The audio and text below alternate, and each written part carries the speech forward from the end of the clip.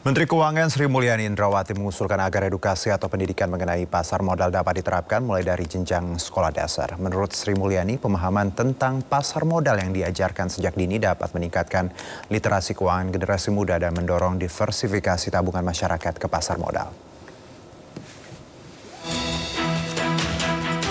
Menteri Keuangan Sri Mulyani Indrawati mengusulkan agar edukasi atau pendidikan mengenai pasar modal dapat diterapkan mulai dari jenjang usia dini atau sekolah dasar.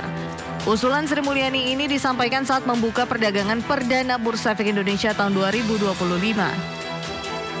Menurut Sri Mulyani, pemahaman tentang pasar modal yang diajarkan sejak dini dapat meningkatkan literasi keuangan generasi muda.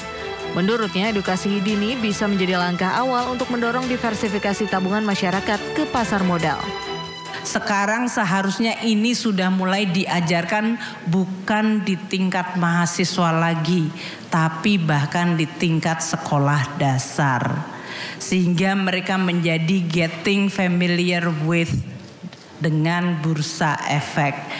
Dan ini hanya bisa dilakukan kalau kita juga bersama-sama. Nanti masuk ke kurikulum, bagaimana cara penyampaiannya, dan bagaimana mereka merasa terbiasa dengan transaksi.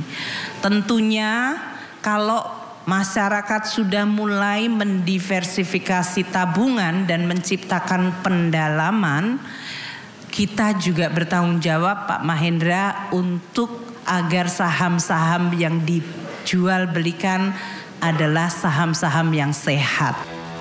Sementara itu, Otoritas Jasa Keuangan menyambut positif usulan Menteri Keuangan yang meminta pendidikan pasar modal dapat diterapkan mulai dari jenjang usia dini atau sekolah dasar. Kepala Eksekutif Pengawas Perilaku Usaha Jasa Keuangan, Edukasi dan Perlindungan Konsumen OJK, Friderika Widiasari Dewi mengatakan, di negara anggota OECD seperti Australia, Austria, Belgia, Kanada, Chile, Kolombia dan Kosta Rika sudah melakukan edukasi terkait keuangan dan sudah masuk ke dalam kurikulum sekolah. Nah, kita sedang berupaya. Jadi kita sudah sering kerjasama dengan Kementerian Pendidikan, sudah sering. Tetapi harapan kita masuk ke dalam kurikulum.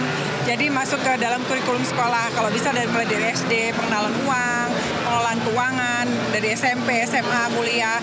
Kuliah juga jangan cuma yang fakultas ekonomi bisnis, karena mereka pasti udah ngerti.